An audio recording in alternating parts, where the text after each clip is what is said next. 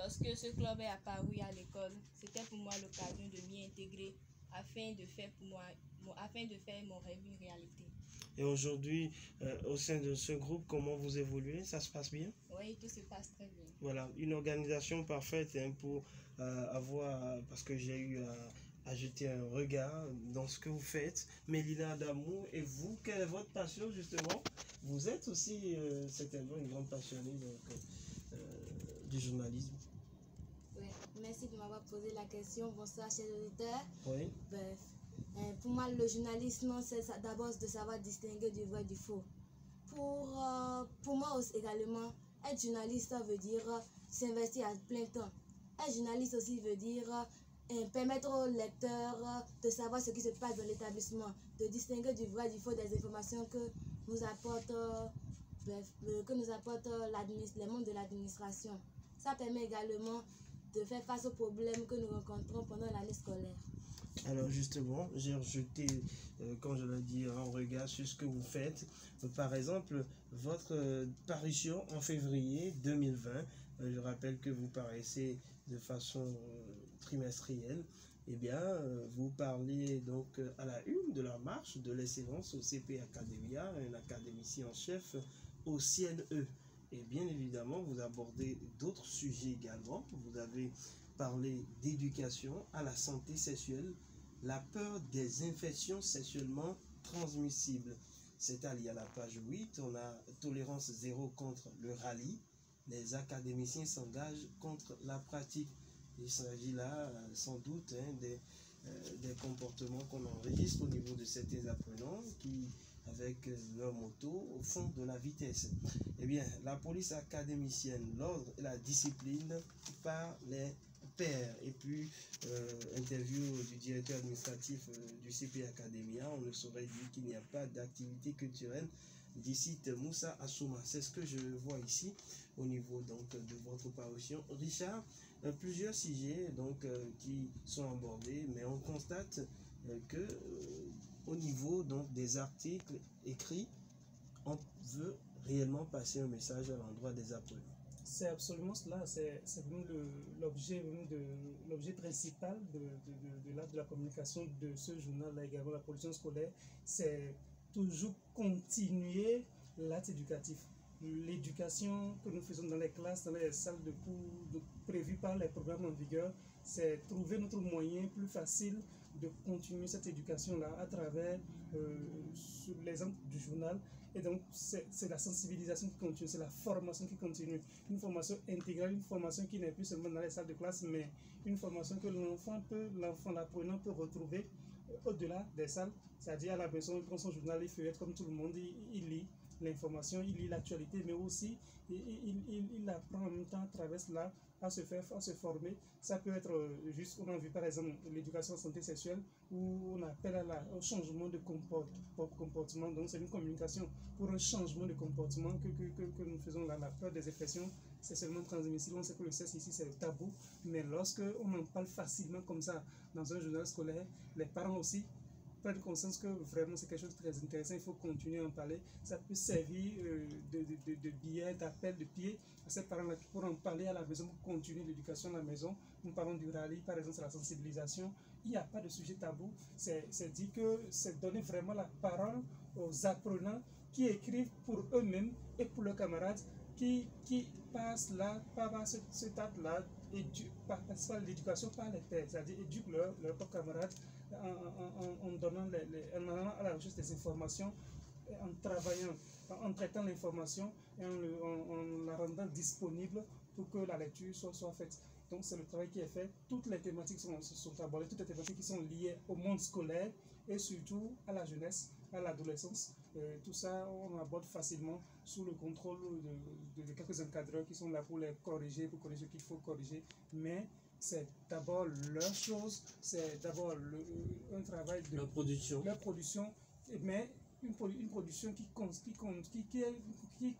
complète la formation que nous avons dans les salles de classe, tout simplement. Donc c'est une formation par les pairs. Alors Peniel Adoukoudou, vous êtes rédacteur également au niveau donc de l'académicien. Dites-nous comment vous travaillez, parce que en classe de terminale, on ne peut plus se poser la question. Vous avez un examen qui vous attend. Comment vous arrivez à concilier études et cette activité? Concilier et étudier cette activité, il faut reconnaître que c'est quelque chose d'un peu difficile, mais la passion pour le journalisme nous aide à surmonter cette épreuve. Tout d'abord, Oui. pour la rédaction du journal, on s'entend avec certains professeurs, on choisit un objet sur lequel va se dérouler le journal. Ensuite, on choisit quelques élèves qui sont intéressés ou qui développent tout petitement une passion pour le journalisme. On lui attribue certains articles qu'il rédige et une fois ou 2 fois par mois, on se réunit pour faire La conférence. la conférence et corriger les articles de nos camarades. Maintenant, personnellement, moi, j'agis beaucoup sur mon temps d'études parce que à l'école, il y a beaucoup d'activités, beaucoup d'exercices à faire dans toutes les matières. Et il y a aussi le journal qui a besoin en permanence d'être modifié, corrigé, ajouté, enlevé des articles. Donc, chaque soir, j'essaie de prendre un exemplaire des articles que nos confrères écrivent. On essaie de voir s'il y a des modifications à apporter et c'est la routine au fait. D'accord. Alors, et pour vous, Chimène, comment ça se passe? Ce n'est pas compliqué de faire, comme on le dit, plusieurs choses à la fois? Bon, c'est un peu compliqué, surtout étant en classe de terminale, combiner les cours et la rédaction du journal, c'est pas un peu un travail facile. Donc j'essaie de voir chaque soir quand je finis de réviser mes cours, j'essaie de trouver quelques 30 à 1 heure de temps pour pouvoir voir bon, sur quel thème je peux développer, quelles sont les corrections à faire, à propos des informations, qu'est-ce que je peux écrire. Donc voilà comment je m'organise pour mieux écrire tous les jours. Et par rapport à vos camarades, avez-vous l'impression de gagner un plus en menant cette activité parallèle? Oui, j'essaie de gagner plus sur mes camarades parce que d'abord en allant faire des interviews, les poser des questions, prendre leur opinion, je gagne davantage. Ça me permet aussi d'avoir les points de vue des autres face à un sujet ou à une situation. Alors, je vais poser la même question à Mélina Adamou qui est avec nous.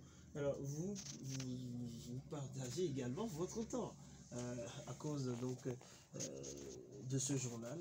Comment vous vous organisez? Bon, pour moi, l'organisation est très importante. Je fais d'abord mes exercices, j'apprends mes leçons, puis je trouve un peu de temps libre pour faire mes exercices.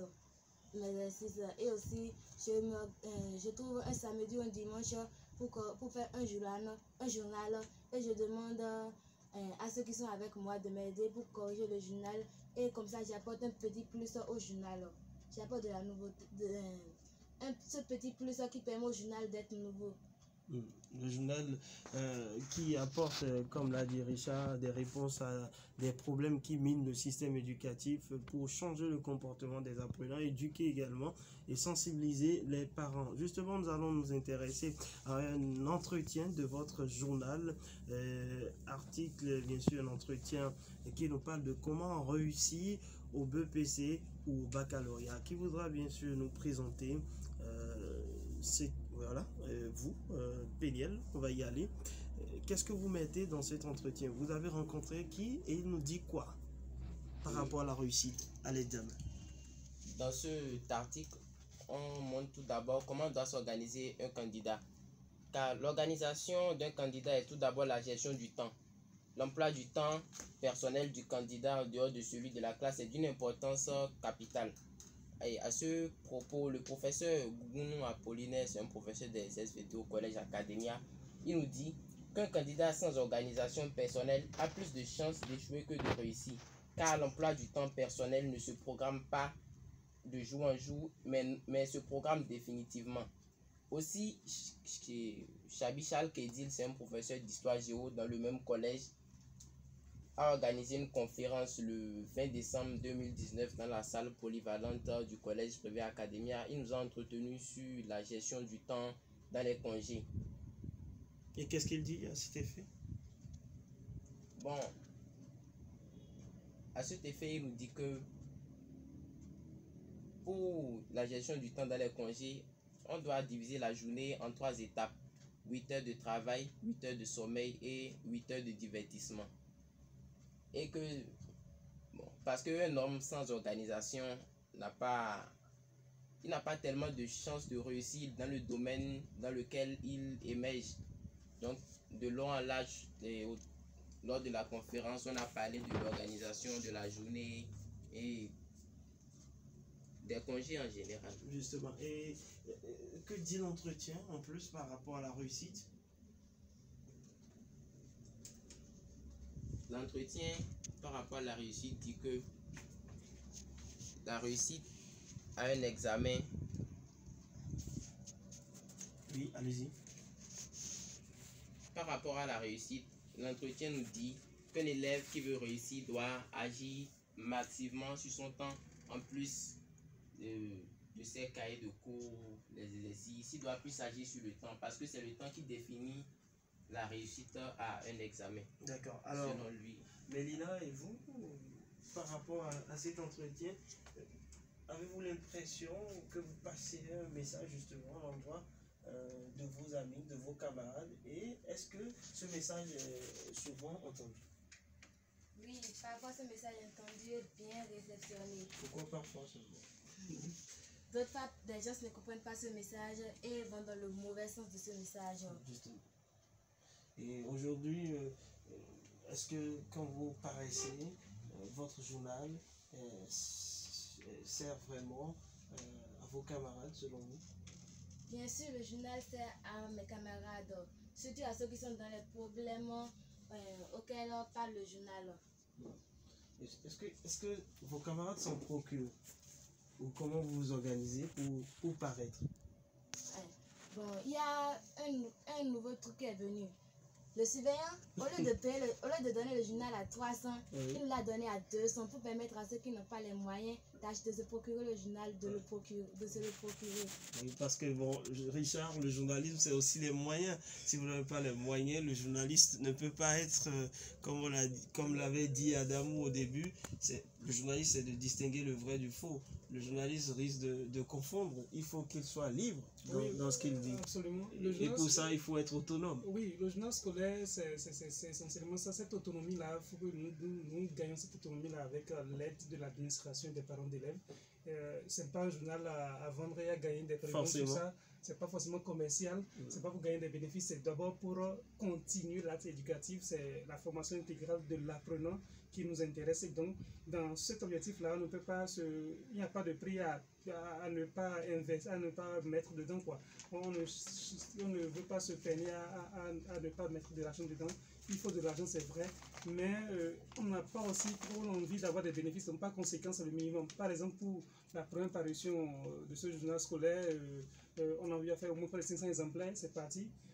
La deuxième parution, c'est 700 exemplaires, le nombre a augmenté et l'administration a vu l'engouement suscité. L'administration, par exemple, a subventionné. Au lieu de 300 francs, par exemple, c'est parti à 200 francs et ça a permis à plus de 700 élèves en une semaine rapidement de découler, de distribuer cela. Et tous ceux-là ont eu droit. D'autres techniques existent pour pouvoir faire continuer à la chose. Ce qui est sûr, c'est que quand les parents reçoivent ça à la maison, le retour il est positif. Tout le monde constate que c'est vraiment un instrument, un outil pédagogique, c'est un instrument de plus dans la transmission du savoir, dans l'apprentissage. Et donc cela est intéressant, cela est apprécié pour cela. Le prix ne vaut pas la peine, il n'y a pas de publicité à l'intérieur, il n'y a que ce qui est écrit par les élèves pour leurs propres, pour leurs camarades, pour leur père. Et donc la compagnie les bien. Si on pouvait le faire à 0 francs, ce serait fait, mais malheureusement il faut de l'argent pour pouvoir produire l'impression, tout ce qui va avec, tout ce qui va de l'idée déjà jusqu'à l'apparition, c'est pas tout à fait. Donc on y met les moyens, mais un enfant éduqué, bien éduqué, cela n'a pas de tête.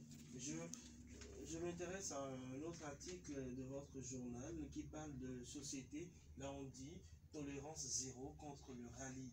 Et certains apprenants de divers établissements à la sortie des cours s'offrent souvent le vilain plaisir de faire le rallye dans les rues. Cette pratique engendre le plus souvent des accidents plus ou moins dangereux avec des infirmités et des pertes irrémédiables. Les académiciens rencontrés sur la question s'engagent à lutter contre le mal aux côtés de leurs encadreurs. Alors, voilà un message. Hein.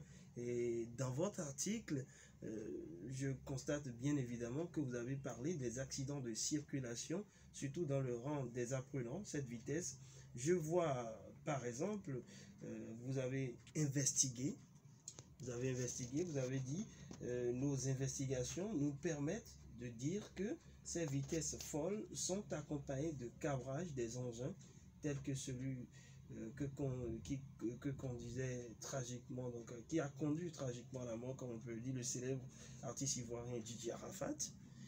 En choisissant ces thèmes, c'est pour, bien sûr, comme on le dit en journalisme, toucher le cœur de vos lecteurs et les amener à changer de comportement. Vous avez si bien décrit la chose.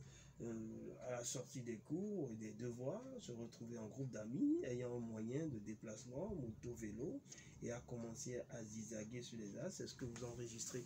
Est-ce que, par exemple, avec la sortie de votre journal et cet article qui, je le rappelle, est sorti le 17 février dernier, le comportement de vos camarades a commencé par changer?